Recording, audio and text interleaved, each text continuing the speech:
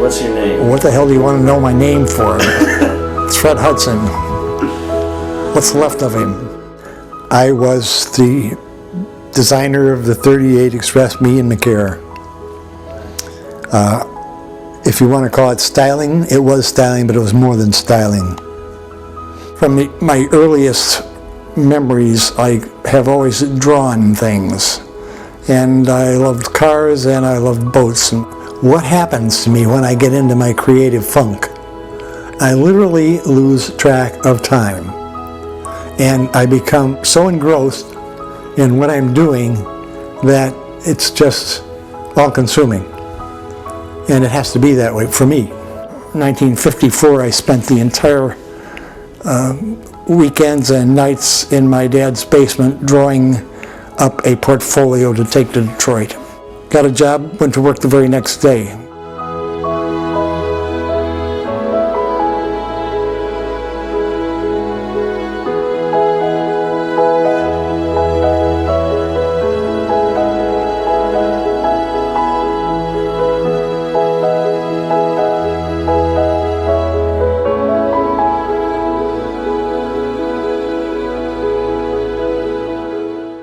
And went to Chrysler Corporation in January of '57 and landed in the Imperial Studio as Chief Stylist Exteriors. And a front end for the Imperial that had a coffin-nosed grille, gull-wing fenders, and floating headlamps. I drew the damn thing up and they put it in production.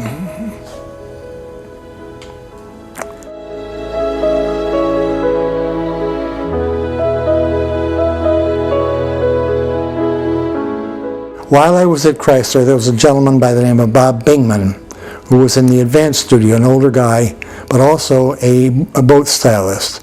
And he introduced McAdam and Fred Hudson to Harry Call, who was then president of the Romer division in Holland, Michigan, the Romer aluminum and steel boats in Holland. And we did some moonlighting for Romer designs.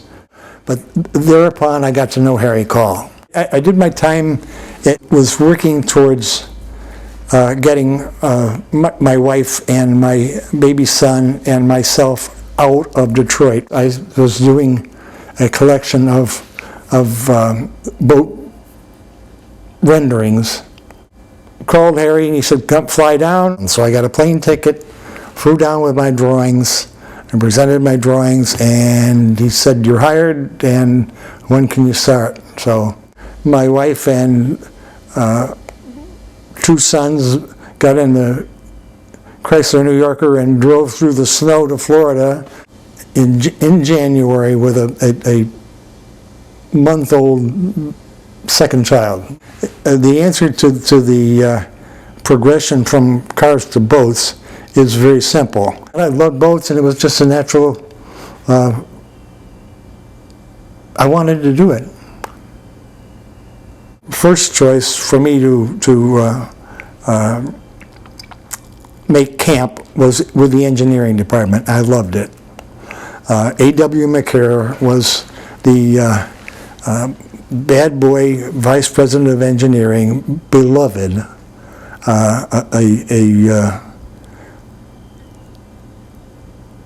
gruff,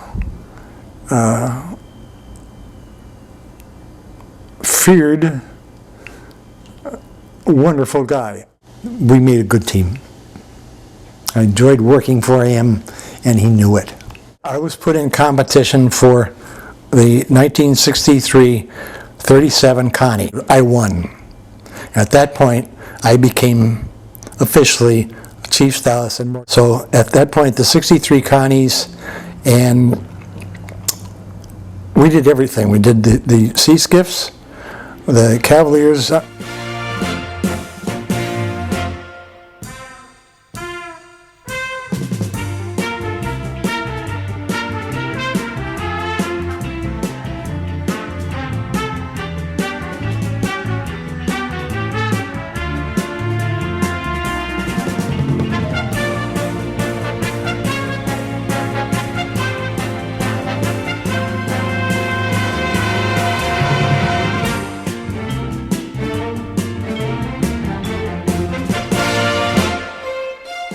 Then came the onslaught from Hatteras.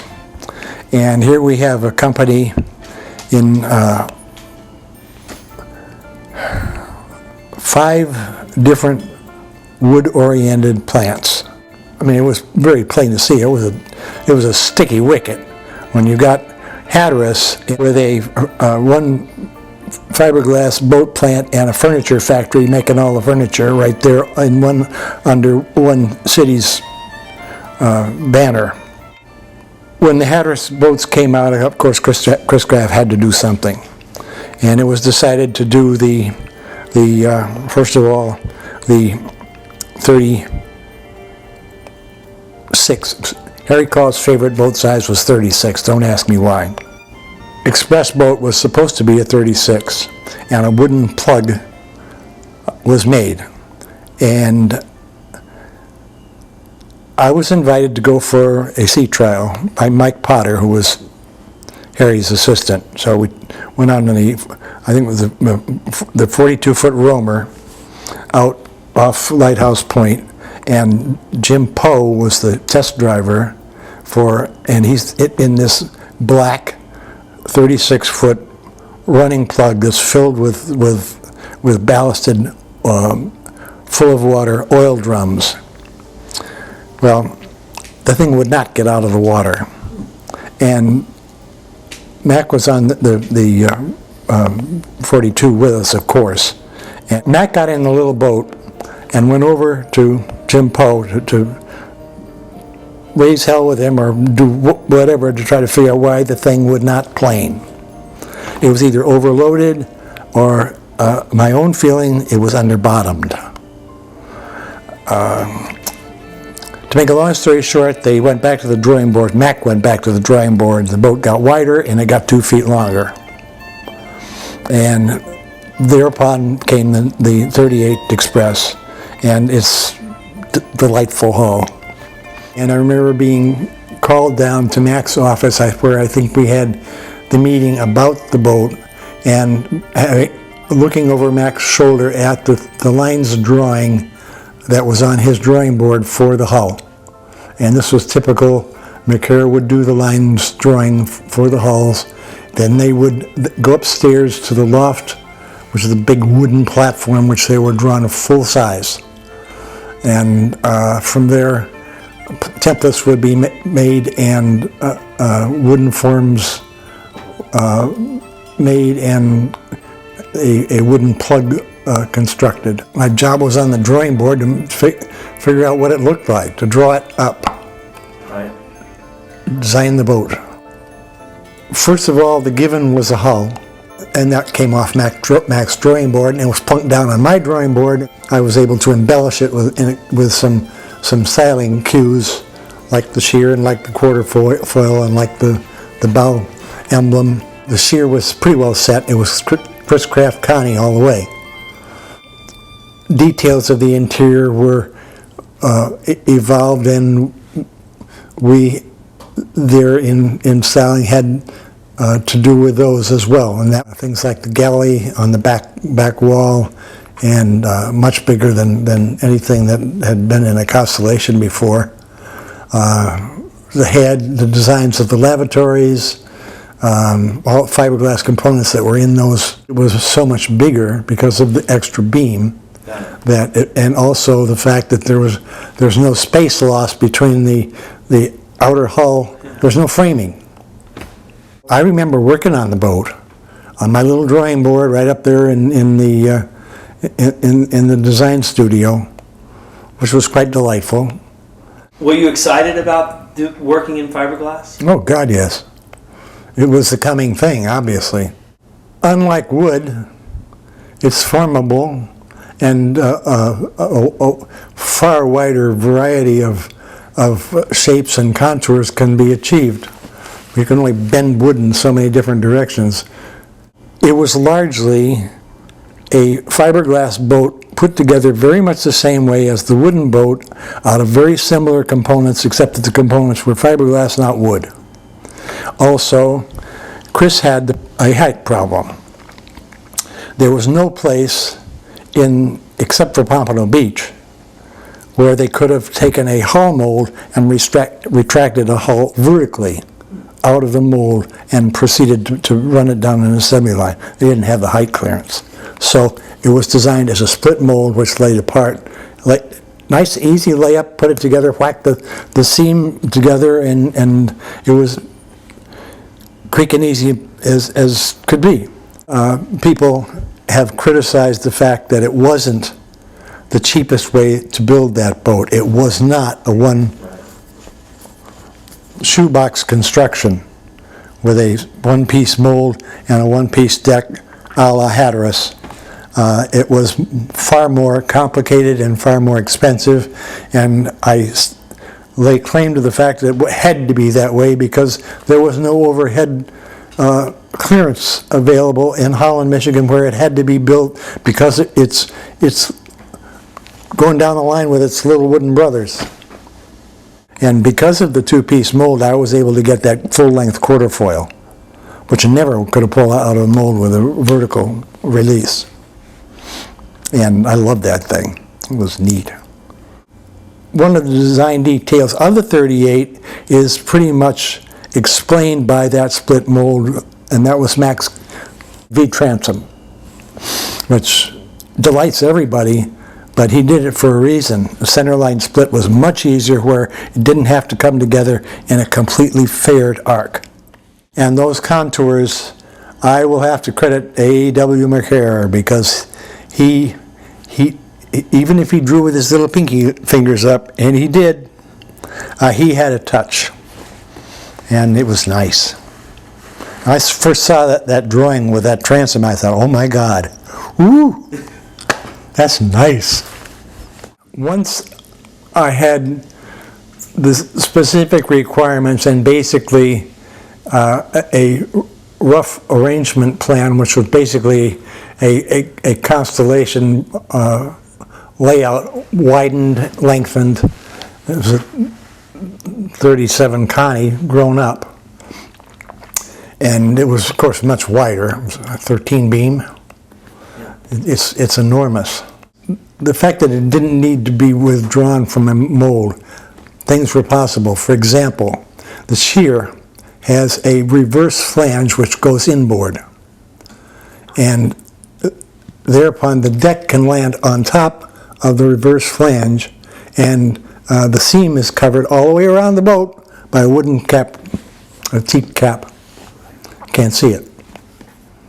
And it's neat and tidy, and unlike the shoebox, typical shoebox of a normal fiberglass hull to deck joint, it was pretty neat. Right. I wanted a faster windshield rake, but Harry Cole would not buy anything slower than a 45 degree. I mean, faster than a laid back. It's got to be 45, period. No way. You're not touching that. Vision. He also insisted that we have ventilating panels. When you can't see out of the front end, you got to be able to open those windows. Things that are largely overlooked today, but they made good sense, and they were part of his mandate. The styling of the hardtop and the cabin roof were pretty much airfoil shapes, and with some nice convexities, and then the side shield, which I chose a linear relief pattern, and the motif carrying up the pilaster on the side, which was repeated again on the sedan, which Dick Avery did, which essentially took the proportions and the style cues of the Express and proportioned them for the larger deck house and the shorter cabin front in the bow of the boat. One fun thing was the Chris Craft medallion on the bow. If you ever were to see that thing off the boat, it looks like a plowshare. And I believe it was Jim Pocklington, who was a delightful guy and plant manager at Pompano Beach, was responsible for getting that thing carved out on the front end of of an actual boat. Jim helped me a lot. Everybody was critical of all white fiberglass Clorox bottle looks for fiberglass boats. So I had this little thing called the House and Garden Colors for 1960, whatever the heck it was. And we picked that nice off-white and its complementary, slightly darker tone for the side shield. Then I got some flack about returning the side shield backwards, but I prevailed. The fiberglass boat is a one-piece forward cabin mold, including the tops of the wings. The side shields are separate. Then there's the pilaster, which carries I think I-beams and wood that actually came down and were braced to the deck. And then on top of that, you've got the two-piece inner and outer hardtop mold. And on top of that, Al Jolson with his arms spread out. Yeah. Well, I have an expression. A design is either right or it's wrong. And one of the things that I don't like to brag, but I think I have always had the feeling that I sense when something's wrong. And with that boat, I can't find anything. The space and the headroom in the forward cabin.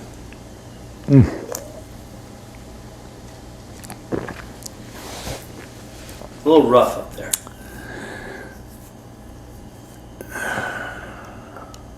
No excuse. Get in there and go to sleep. You're not supposed to be standing there looking out the window. I agree with you, but what's the alternative? You're going to jam that window farther forward? You got to make the boat ugly.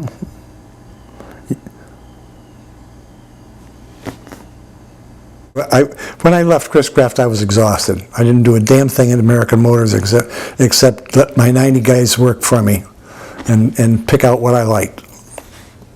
But I was milked dry when I got out in 1964 and went back to Detroit. I saw an opportunity to call Dick Teague and at American Motors and tell him of my plight, and all he said was, "I'll tell you when your car order has been processed."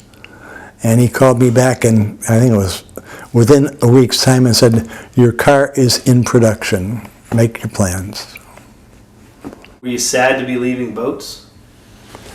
Not really. I loved them both. And it was, I'm going to American Motors, and I'm Chief Stylist Exteriors. And I got to this day, I correspond with my guys, and we did some nice cars. 67 senior car series, and we did the 68 Javelin and AMX, and I'm proud of those cars. I wasn't invited to the New York Boat Show for the unveiling of that. Did you care? I may have. I probably did. I have no recollection of having any special mention. It was a job, and I did it, and I don't remember any accolades of any kind. Going back in checking some of the coverage that has been recently exposed by some people, I was pretty shocked to find out that nobody knew I existed. And of course, the one nice thing that happened to me was going over to the commander meeting 4 years ago. Yeah. And running into Scott and not realizing that all the people in this room, I was very grateful to Dick at that point for setting the record straight right there at that meeting. In much of the literature and coverage, my effort at Chris-Craft with that boat was shoved under the table. And I realized at that point it's time for me to say something, and thanks to Scotty, I don't worry about it anymore. It's water over the dam.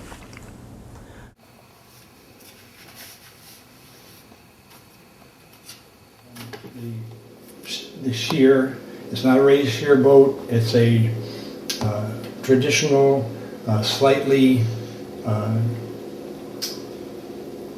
elevated to the bow and with a very slight subtle curvature that is and was very typical of this boat and Chris-Craft's. The hull configuration from the shear down was pretty much a given, except for spray rail, which runs from the juncture point of the chine and the stem all the way around the boat.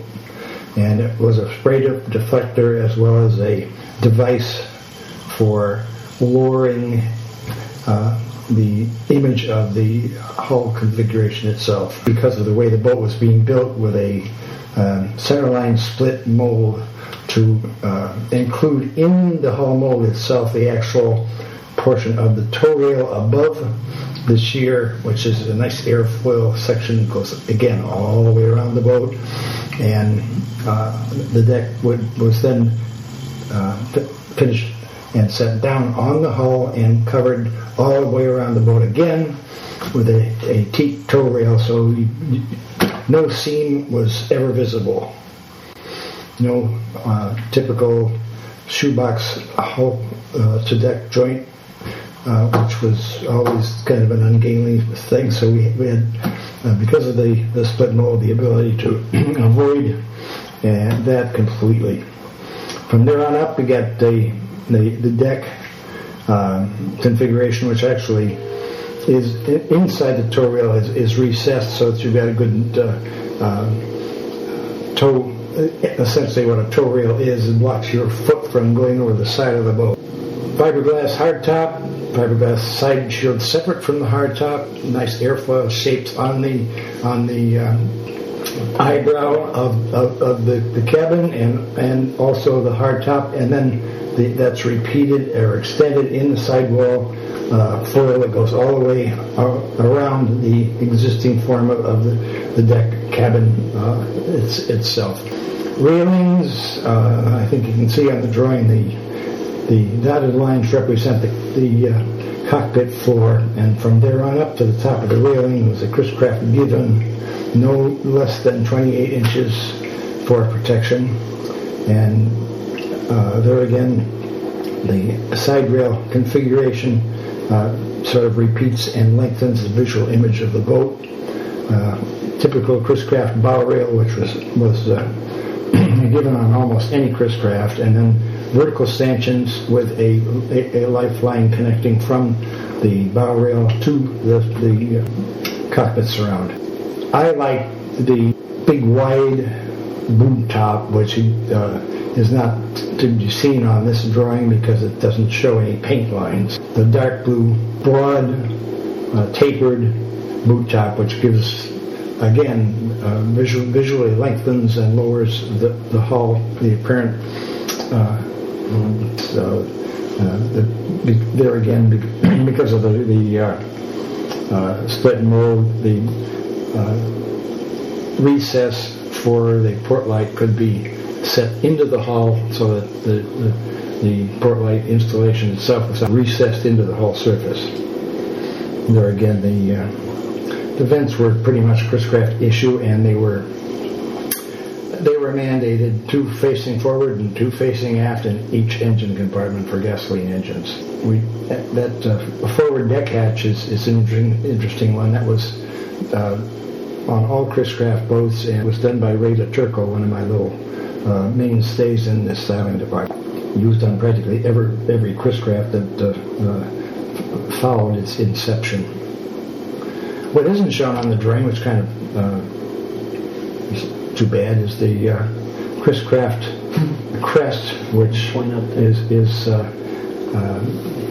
exists right there on the bow and actually conforms to the surface. And it's a very intricate and involved procedure to transform that flat, essentially crest-shaped item into a three-dimensional design that fit right to the stem.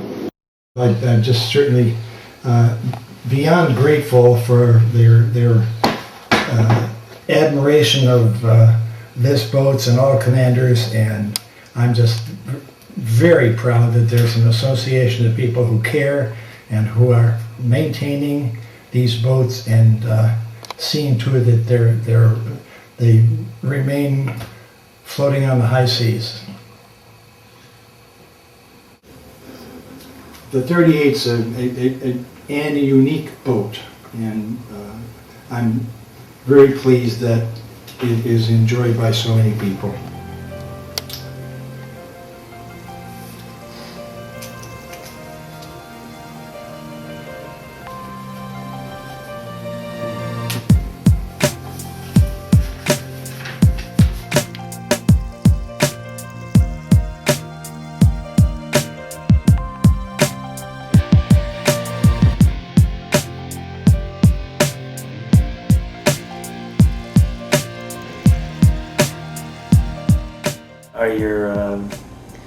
Are your kids proud of you? Are you done? I hope so.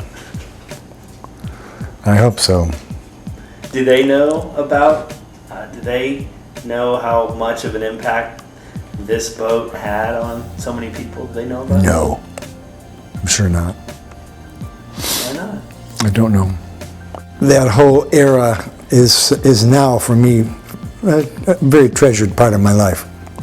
Being first of all, just to be able to go to work for Chris Craft at that point in my life and having it happen was a dream come true, it really was. I look back and having had to deal with some realities in the last year, realize how very fortunate I've been and what a happy time I've had, and I've done what I felt needed to be done. I've been true to my beliefs. I have never let myself do something. Yes, I did. I made the mistake of sketching a forward raked windshield. I couldn't unsell it. Harry Call insisted we're going to build that thing, and we built a 42-foot raised deck sea skiff. It didn't sell very well. My mistake was drawing the damn thing in the first place and not shredding it.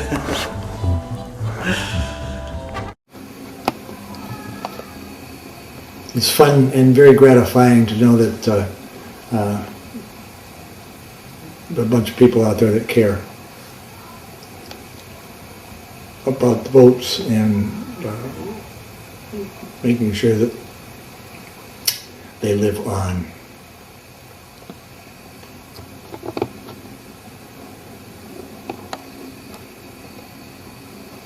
So I guess I'll have to come back and haunt everybody.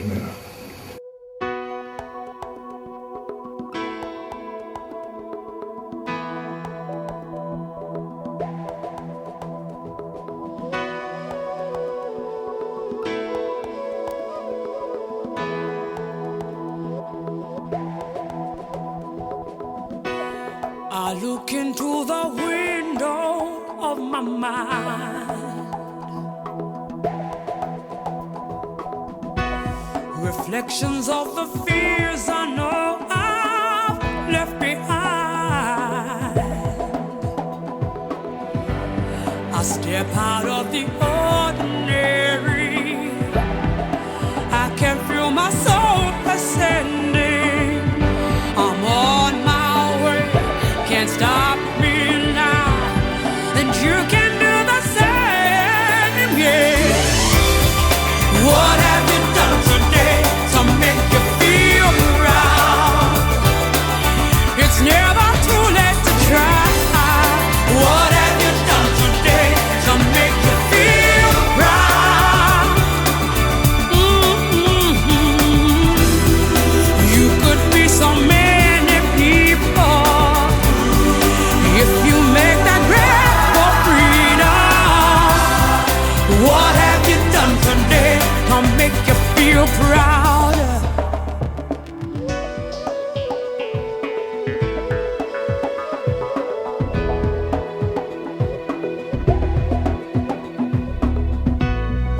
Still so many answers I don't know.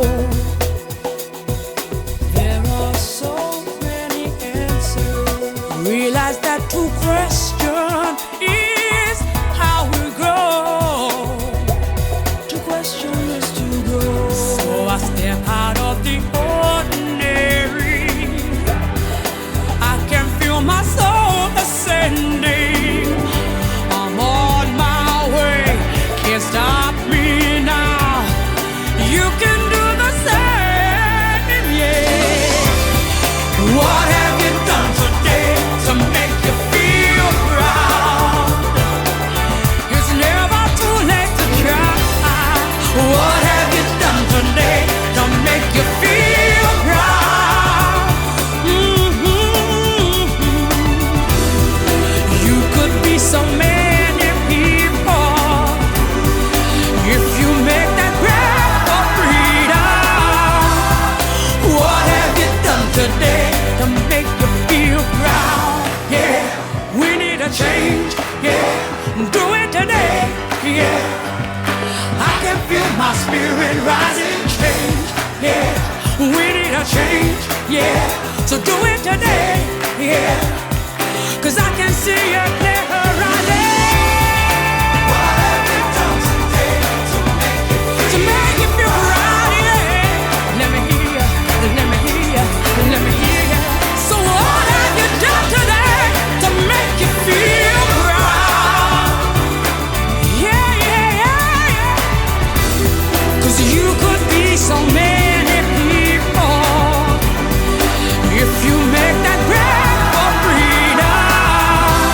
So what have you done today to make you feel proud? What have you done today? Yeah, let me hear ya.